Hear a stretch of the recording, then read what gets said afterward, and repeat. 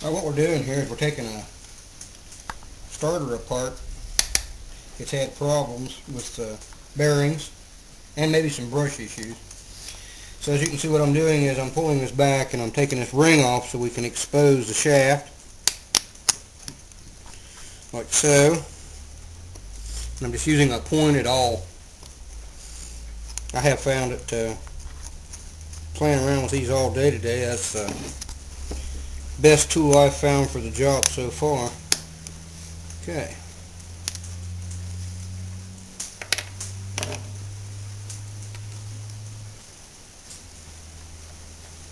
What are you doing there? Putting it in order so we can put it back together the same way it came apart. Okay. Shaft is exposed. You see how rusty that is? Yeah, it's definitely got a top bearing issue with all this rust and carrying on. Alright. Now, 2 bolts in the bottom. What size are they typically? Have no idea. I just found a wrench that fits them. I think they're like 5/16 or something. Exactly. May vary depending on your starter.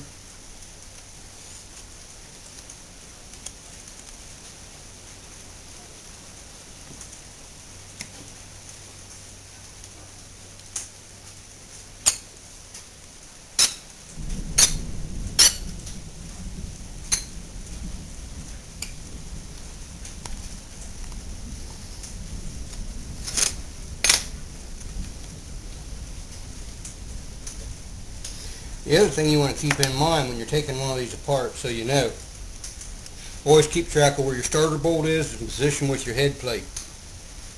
This is the head plate of your starter where it bolts onto the motor. So, we've got an opposite configuration here. You can put these together backwards. And then you'll wonder why your starter don't work or you can't get the hot wire on it.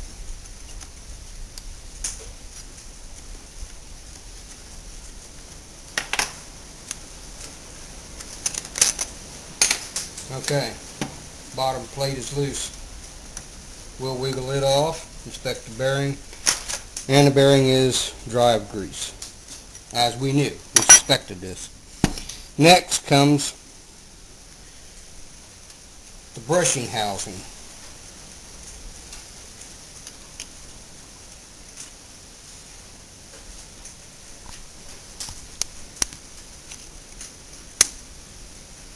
Pull those back.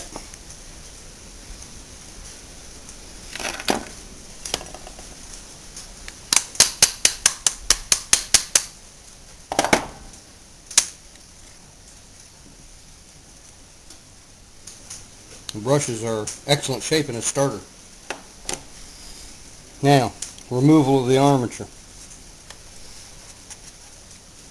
Well, we'll go this way.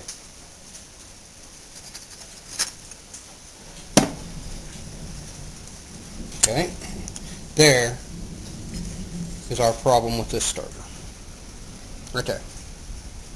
Dry and somewhat galded, which this won't hurt it. It's just a lack of lubrication. Brush fields need to be inspected. Actually, these brush fields don't look too good, but we are going to touch them up, clean them up, and ensure a good connection.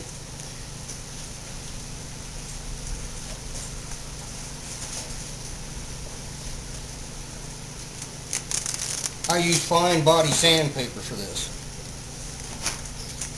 180 grit.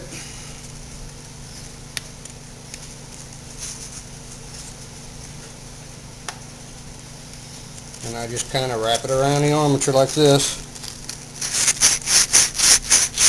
You don't take too much off. Now you just apply a light bit of a pressure and use a screwing motion until it's clean, which this, see, is actually not quite enough. So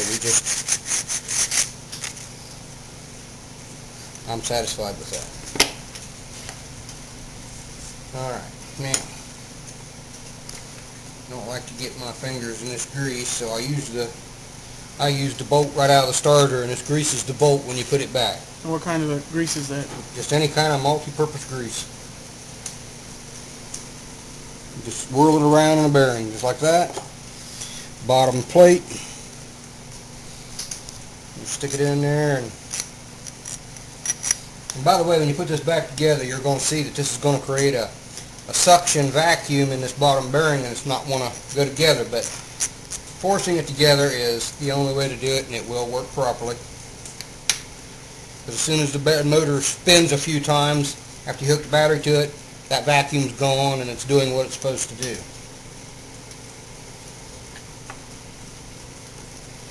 Alright, let's see this here. I've got a real problem with the way that works. Key factor is you don't want to see any rust on the shafts, the commutators, or anything like that. Actually, where the bearing goes and where your starter gear goes up and down, you know, this is, we don't put grease on this. I'll tell you what we do with it though, here in just a minute. Clean it up a little bit, don't gotta be perfect. This commutator, this bearing housing back here, this looks real good. I'm not going to do anything with that, but you know what we have here is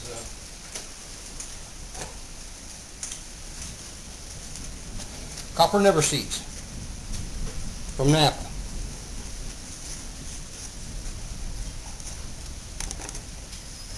Now we apply just a pretty good amount to the shaft where we sanded it.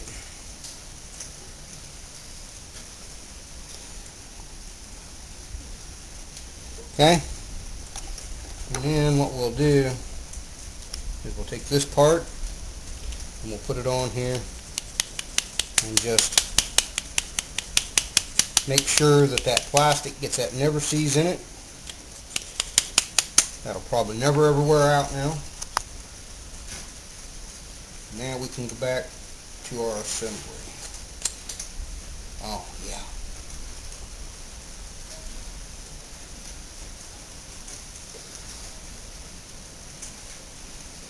And check the fields. Yeah.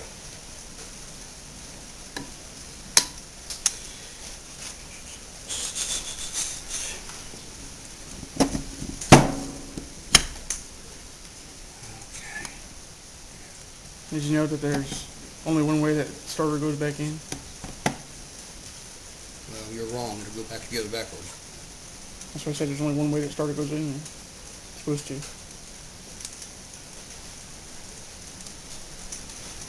Now what are you doing there?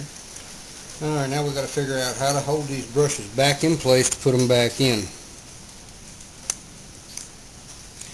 Now Briggs has a tool to do this, but however, we don't have it.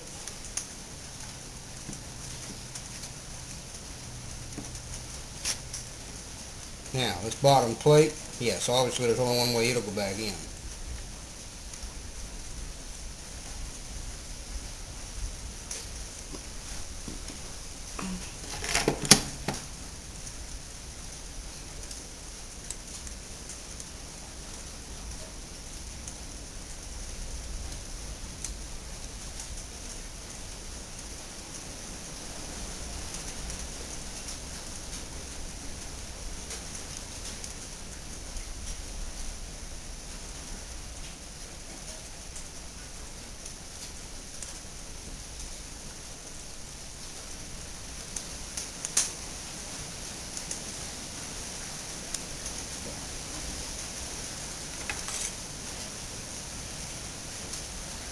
We will return when we find something to hold the brushes at.